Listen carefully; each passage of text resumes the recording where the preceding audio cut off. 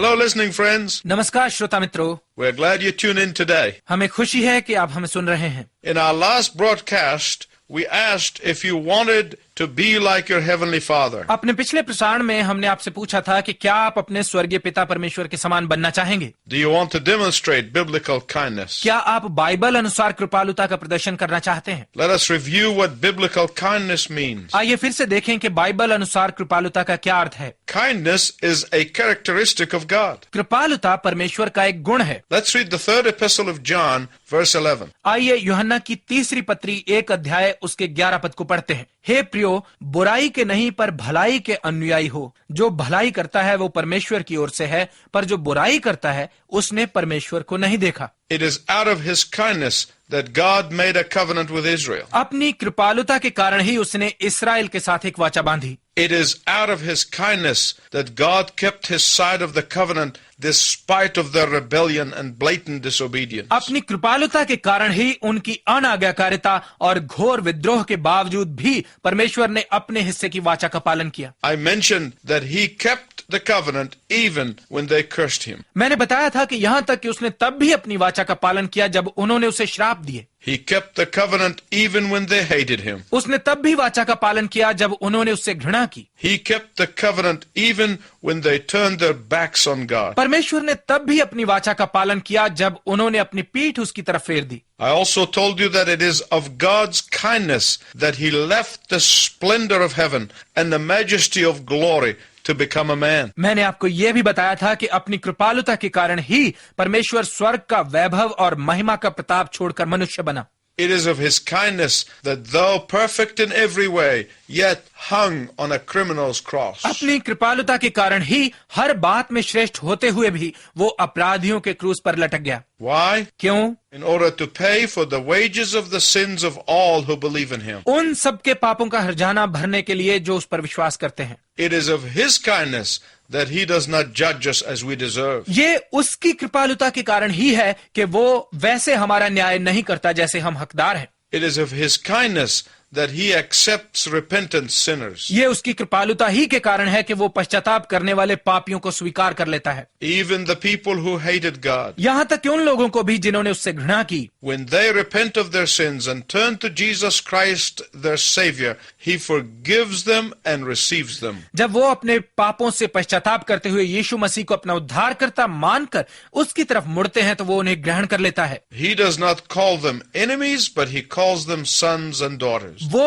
उन्हें शत्रु नहीं पुकारता परंतु बेटे और बेटियां पुकारता है। And that is what He does. और यही वो करता है। That is the kindness of God. ये है परमेश्वर की कृपालुता। It is of His kindness that He provides for us every day. ये उसकी कृपालुता ही के कारण है कि प्रतिदिन हमारी आवश्यकताओं को वो पूरा करता है। It is of His kindness that He gives us what we don't deserve. ये उसकी कृपालुता ही है कि वो हमें वो देता है जिसके हम हकदार नहीं हैं। I have been walking with the Lord for over 35 years. मैं पिछले 35 सालों से भी ज्यादा समय से प्रभु के साथ चल रहा हूँ। He has never failed me once. उसने कभी मुझे निराश नहीं किया। That is the kindness of God. ये है परमेश्वर की कृपालुता। It is overwhelming when you think of the kindness of God. जब आप परमेश्वर की कृपालुता के बारे में सोचते हैं तो ये अभिभूत करती है। Only those who are spiritually myopic refuse to see the kindness of God. केवल वही जिन्हें आत्मिक रूप से कम दिखाई देता है परमेश्वर की कृपालुता को देखने से इनकार करते हैं। Like any of the fruit of the Spirit, kindness has to grow. आत्मा के किसी भी फल के समान ही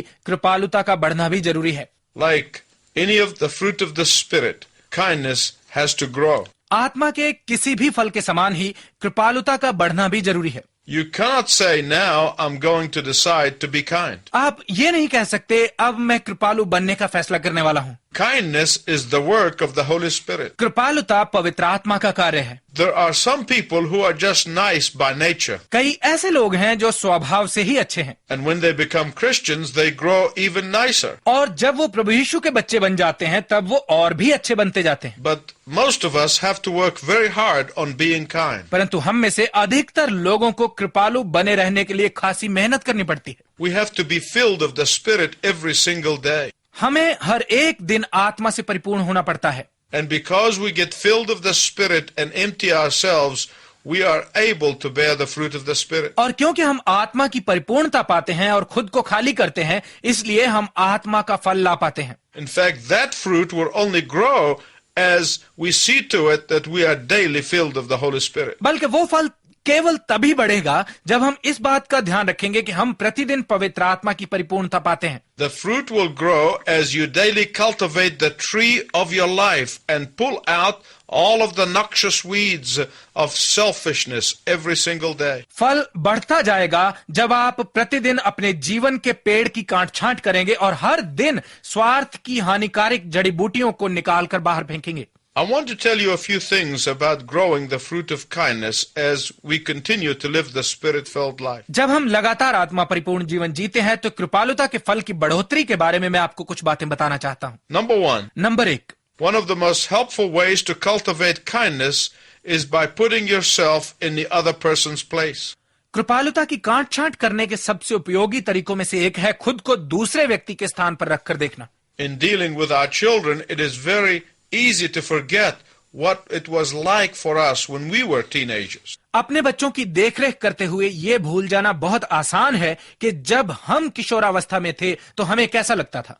Rigidity and lack of sympathy are always a result of forgetting. कठोरता और तरस की कमी हमेशा भूलने का परिणाम है। Forgetting our own shortcomings. अपनी खुद की गलतियों को भूल जाना, Forgetting our own past needs. अपनी खुद की पिछली जरूरतों को भूल जाना, Forgetting our own failures. अपनी खुद की असफलताओं को भूल जाना, Forgetting our own weaknesses. अपनी खुद की कमजोरियों को भूल जाना, Forgetting our indebtedness to others who have shown kindness to us. उनके प्रति अपने ऋण को भूल जाना जिन्होंने हमारे साथ कृपालुता दिखाई। We all have giants in our lives. हम सबके जीवनों में असाधारण लोग होते हैं। What I mean by that? इससे मेरा क्या अर्थ है? People who have helped us. वो लोग जिन्होंने हमारी सहायता की, People who have encouraged us. वो लोग जिन्होंने हमें प्रोत्साहित किया है, People who have supported us. वो लोग जो हमारे साथ खड़े हुए, People without whose help we would not be where we are. वो लोग जिनकी मदद के बिना हम वहां ना होते जहां आज हम हैं। I want to tell you that if it wasn't for the giants in my life, I would not be able to speak to you on the air right now. मैं आपको बताना चाहूंगा कि यदि मेरे जीवन में ऐसे असाधारण लोग नहीं होते तो इस वक्त मैं रेडियो के द्वारा आपसे बात ना कर रहा होता। God has given me some great giants. परमेश्वर ने मुझे कुछ बड़े असाधारण लोग दिए हैं। Let me ask you a personal question. मैं आपसे एक निजी प्रश्न पूछता हूं। When was the last time you called a giant that God used in your life and you said thank you? पिछली बार कब आपने अपने उस असाधारण व्यक्ति को धन्यवाद कहा जिसे परमेश्वर ने आपके जीवन में इस्तेमाल किया? Have you ever done that? क्या आपने कभी ऐसा किया है? Have you done it lately? क्या आपने कुछ वक्त पहले ऐसा किया? Why don't you do it this week? इसी सप्ताह आप ऐसा क्यों नहीं करते? Pick up the phone and call someone or write a letter and say thank you to that person who had something to bless your life. Phone उठाइए और उस व्यक्ति को फोन कीजिए या पत्र लिखिए जिसने आपके जीवन को आशीषित करने के लिए कुछ किया और उससे कहिए आपका धन्यवाद। Unlike Diophanttus in the 3rd epistle of John, John was talking about how kind the congregation was. यूहन्ना की तीसरी पत्री में द्योत्रेफस से भिन्न यूहन्ना कलीसिया के बारे में बात कर रहा था कि वो कितने कृपालु हैं। In the 3rd epistle of John, verse 6, he said, they have told the church about your love. यूहन्ना की तीसरी पत्री 1 अध्याय के 6 पद में वो कहता है, उन्होंने तुम्हारे प्रेम के विषय में कलीसिया को बताया। But only that man was such a lover of self. परंतु केवल वही व्यक्ति ऐसा अपने आप से ही प्रेम करने वाला था। He was so selfish. वो बहुत ही स्वार्थी था। He was so self-centered that he would have nothing to do with the others. वो इतना आत्म केंद्रित था कि उसे दूसरों से कुछ लेना देना नहीं था। He refused to be in fellowship with them. उसने उनके साथ संगति रखने से इनकार किया। Let's read verses 9 and 10. आइए 9 और 10 पदों को पढ़ते हैं। मैंने कलीसिया को कुछ लिखा था, पर द्योत्रेफस जो उनमें बड़ा बनना चाहता है हमें ग्रहण नहीं करता। इसलिए जब मैं आऊंगा तो उसके कामों को जो वो कर रहा है शुद्धि दिलाऊंगा कि वो हमारे विषय में बुरी बुरी बातें बकता है और इस पर भी संतोष ना करके आप ही भाइयों को ग्रहण नहीं करता और उन्हें जो ग्रहण करना चाहते हैं मना करता है और कलीसिया से निकाल देता है। The second thing about kindness is this. कृपालुता के बारे में दूसरी बात यह है, There are some believers who show kindness to others, yet they are incapable of showing kindness to themselves. कई ऐसे विश्वासी हैं जो दूसरों के प्रति कृपालु हैं तो भी वे खुद के प्रति कृपालु रहने में असमर्थ हैं। They are unmercifully hard on themselves. वो दया रहित तरीके से खुद पर कठोर रहते हैं। They let their past failure and sin keep them from growing spiritually. वो अपने पुराने पापों और असफलताओं को उन्हें आत्मिक रूप से बढ़ने से रोकने देते हैं। I want you to think of the Apostle Paul just for a minute. मैं चाहता हूं कि आप एक पल के लिए प्रेरित पौलुस के बारे में सोचें। He was involved in persecuting Christians. वो मसीहियों को सताने के कार्य में शामिल था। He was there helping when the Jews stoned Stephen. जब यहूदी स्तिफनस को पथराव कर रहे थे तो वो वहां उनकी मदद कर रहा था। But if he allowed his past killing and imprisoning of Christians to haunt him, परंतु यदि वो अपने अतीत में मसीहियों को कैद में डालना और उनका कत्ल करना जैसी बातों को अपना पीछा करने देता, what if he allowed all of his past to be at the forefront of his life? यदि वो अपने संपूर्ण अतीत को अपने जीवन के अग्रतम भाग में रहने देता तो क्या होता? He would never have accomplished for God what he did accomplish. वो परमेश्वर के लिए वो कार्य कभी पूरा नहीं कर पाता जो उसने किया। And that is why he could say, I forget what's behind and I strain forward to the goal. और इसीलिए वो ये कह पाया, मैं पीछे की बातों को भूलकर लक्ष्य की तरफ दौड़ा जाता हूं।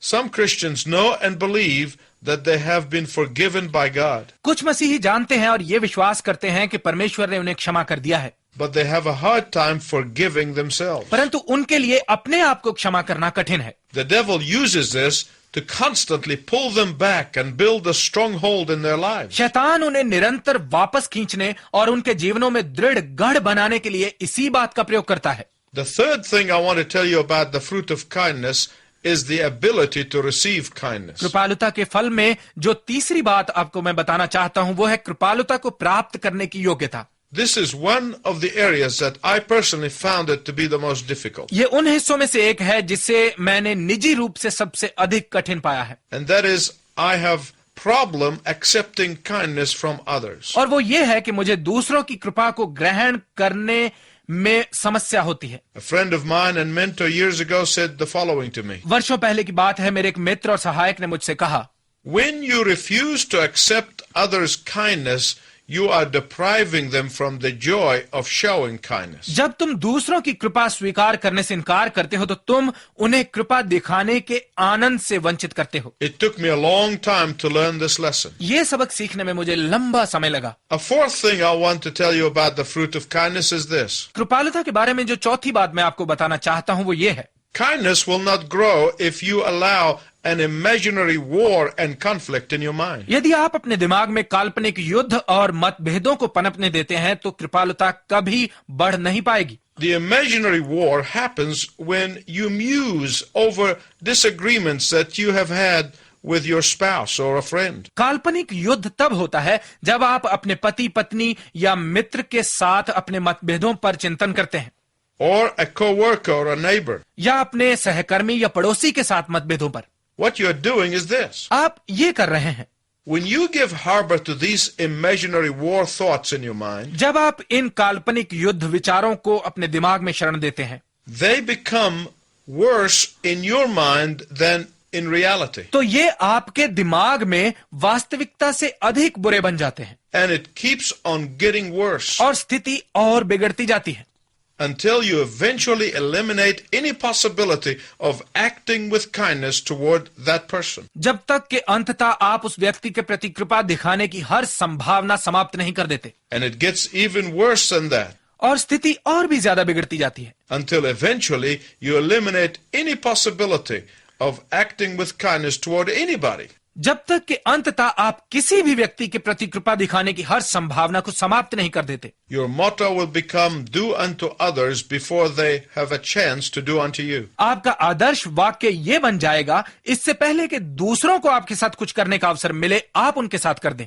It's like this man who had a flat tire on a lonely road in a dark farm road. ये उस व्यक्ति की तरह है जो अपनी कार से कहीं जा रहा था और अंधेरी रात में एक सुनसान रास्ते पर उसकी गाड़ी का टायर पंक्चर हो गया। He did not have the tools necessary to change the tire. उसके पास टायर बदलने के आवश्यक औजार नहीं थे। Then he saw a light coming from a house in a distance. फिर उसे थोड़ी दूरी पर एक घर में से बत्ती जलती हुई दिखाई दी, So he walked over to borrow some tools. तो टायर बदलने का कोई औजार मांगने के लिए वो उस घर में गया। On his way to the farmhouse, he began to have this imaginary war in his head. उस घर की तरफ बढ़ते हुए उसके दिमाग में ये काल्पनिक युद्ध शुरू हो गया. He tried to imagine the different possible receptions by which he would be received by the man of the house. उसके दिमाग में अलग अलग विचार आने लगे कि उस घर का मालिक उससे कैसे बात करेगा और क्या कहेगा. What if the man of the house is really rude and angry and he gets mad at me for inconveniencing him? क्या होगा यदि घर का मालिक कठोर और गुस्से वाला हुआ और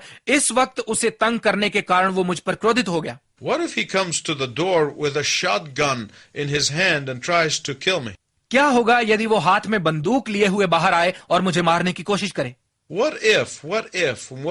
क्या होगा यदि ऐसा हुआ तो, यदि ऐसा हुआ तो, यदि ऐसा हुआ तो. And he became angrier by the minute. और वो एक मिनट में खुद ही गुस्से से भर गया. He built a terrific war scenario in his mind. उसने अपने दिमाग में एक अद्भुत युद्ध स्थिति पैदा कर ली. By the time he knocked on the door and the man opened the door, इसी हालत में जब उसने जाकर दरवाजा खटखटाया और घर के मालिक ने दरवाजा खोला, he yelled at him and said, I don't want your stupid tools. तो ये व्यक्ति चिल्लाते हुए उस घर के मालिक से बोला, मुझे तुम्हारे बकवास औजार नहीं चाहिए. Now the fifth and the last thing I want to tell you about kindness is this. अब कृपालुता के बारे में जो पांचवी और अंतिम बात मैं आपको बताना चाहता हूं वो ये है, It grows with exercise. ये इसे व्यवहार में लाने से बढ़ती है. As you begin to show kindness, you find yourself empowered by the Holy Spirit to exercise more kindness. जैसे ही आप कृपा दिखाना शुरू करते हैं तो आप कृपा को और भी अधिक व्यवहार में लाने के लिए खुद को पवित्र आत्मा की शक्ति से परिपूर्ण पाएंगे.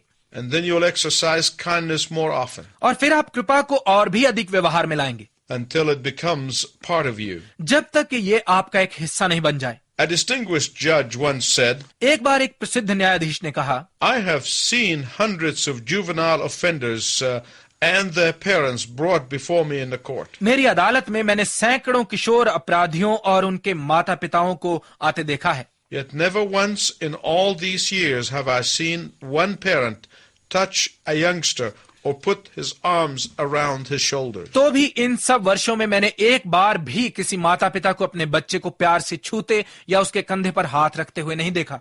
Contrast that with the father of the prodigal son story in Luke 15. इसकी तुलना लूका रचित सुसमाचार 15 अध्याय में उड़ाऊ पुत्र की कहानी में उस पिता के साथ कीजिए. Listen to what he did in verse 20. सुनिए 20 पद में उस पिता ने क्या कहा. तब वो उठकर अपने पिता के पास चला. वो अभी दूर ही था कि उसके पिता ने उसे देखकर तरस खाया और दौड़कर उसे गले लगाया और बहुत चूमा. The father of the prodigal fell on his son's neck and kissed him. उस उड़ाऊ पुत्र के पिता ने उसे गले लगाया और उसे चूमा. In a world of selfishness, ऐसे संसार में जहां स्वार्थ से, in a world where selfishness is looked upon as a virtue, ऐसे संसार में जहां स्वार्थ को एक सद्गुण के रूप में देखा जाता है, in a world where selfishness is like noxious weed trying to choke kindness, ऐसे संसार में जहां स्वार्थ एक हानिकारक जड़ी बूटी के समान कृपालुता का दम घोटने का प्रयत्न कर रहा है. the Bible tells us that those who belong to Jesus, ऐसे में बाइबल हमें बताती है कि जो यीशु मसीह के हैं, those who are daily filled with the Spirit of God, वो जो परमेश्वर की आत्मा से प्रतिदिन परिपूर्ण होते हैं, are daily growing the fruit of kindness. वो कृपालुता के फल को प्रतिदिन बड़ा कर रहे हैं. Are you? क्या आप ऐसा कर रहे हैं? It is my prayer that you would say yes. मेरी प्रार्थना है कि आप कहें हाँ. Until next time, I wish you God's richest blessing. अगले समय तक मैं आपके लिए परमेश्वर की उत्तम आशीष की कामना करता हूँ.